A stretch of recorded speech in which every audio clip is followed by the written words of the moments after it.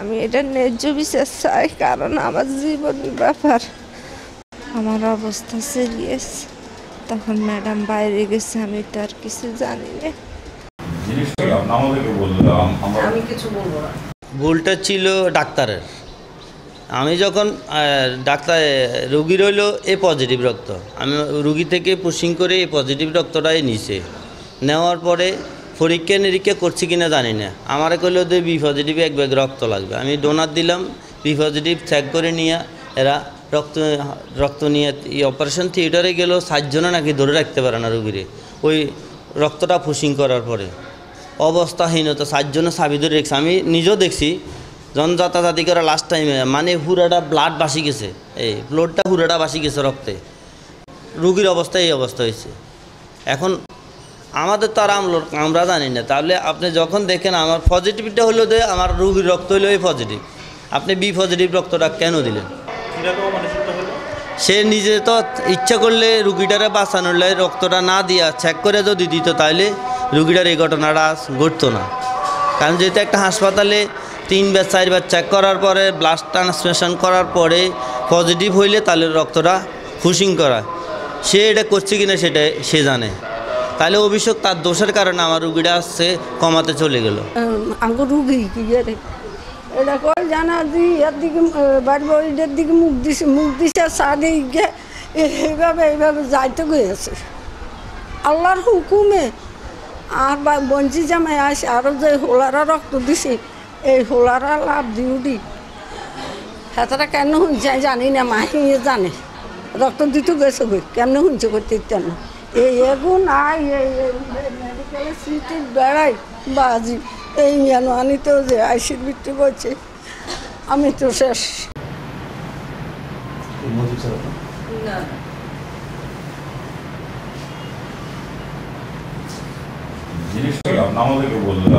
আমি কিছু বলবো না। জিজ্ঞেস করেন কি আমাদের যে ওই অথরিটি আছে, এটা হচ্ছে যে অবশ্যই এই ধরনের যদি কোনো ঘটনা ঘটে থাকে, এটা খুবই খারাপ একটা ঘটনা হয়েছে।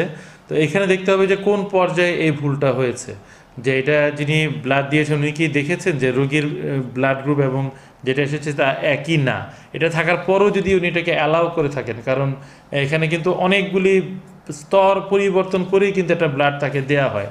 অর্থাৎ ল্যাব থেকে আসছে, সেই ল্যাবের কাছে রিকুইজিশন গেছে, সেই ওটা ব্লাড ব্যাংকে গেছে, তারা এটাকে ক্রস ম্যাচ করেছে, তারপরে ওয়ার্ডে এসেছে, সেখানে নার্স দেখেছেন, ডাক্তার দেখেছেন, তারপরে ব্লাড ট্রান্সফিউশন হয়েছে। এখানে কোন পর্যায়ে সেখানে গ্যাপটা হয়েছে এটা অবশ্যই এটা তদন্ত সাপেক্ষে একটা ব্যাপার রয়েছে। যেই পর্যায়েরই এই গ্যাপটা হয়ে থাকুক না কেন, ভুল হয়ে থাকুক না কেন, অবশ্যই এটা দণ্ডনীয় অপরাধ হিসেবে গণ্য করা যাবে।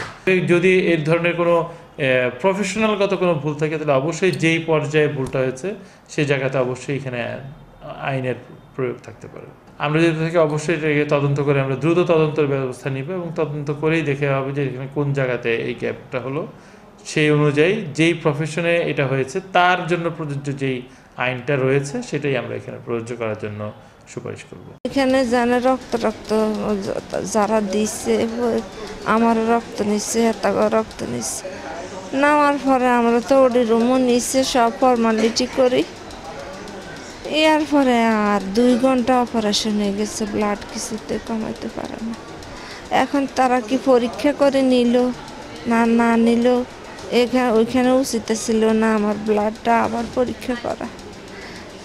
এর পরে ওইখানে 2 ঘন্টা অপারেশনের পরে যেহেতু ব্লাড বন্ধ করতে পারে না, আমার অবস্থা সিরিয়াস।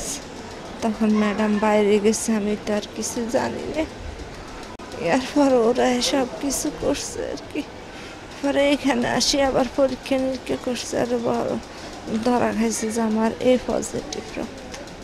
মিডল্যান্ডে রক্ত পরীক্ষা করছে কিনা জানি না, তবে লুবনায় আমার বলছে যে আমার বি পজিটিভ রক্ত। কারণ সব পরীক্ষা করি তো ডাক্তারে দেখায়, ডাক্তারে বলে আপনার এটা। আপনি একজন পরীক্ষা যারা করে তাদেরকে জিজ্ঞেস করলে বলবে যে ডাক্তারে আপনারা সব বলবে। তারা রোগ নেয় আমার বলছে যে বি পজিটিভ রক্ত, তোমার 2 ব্যাগ রক্ত লাগবে, আর তুমি সংগ্রহ করি যে কোনো টাইমে মিডল্যান্ডে ভর্তি যাও। তো আমরা লোক আছে, আমরা লই ভর্তি গেছি। এখন ম্যাডাম হিয়ানো পরীক্ষা কি করছে না করে না এটা আমরা জানি। এখন এ পজিটিভ আমার রক্ত। রোগী মানুষ, আমি এত কিছু জানি না ভাই, গ্রামের মানুষ আমার।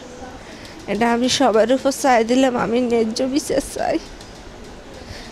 আমি এটা ন্যায্য বিচার চাই, কারণ আমার জীবনের ব্যাপার। আমার যে সমস্যায় আমি আসছি সুস্থভাবে চিকিৎসা, আমার লজ্জা ছেলেটার খেদমত আমি নিঃসন্দেহ করতে পারতাম।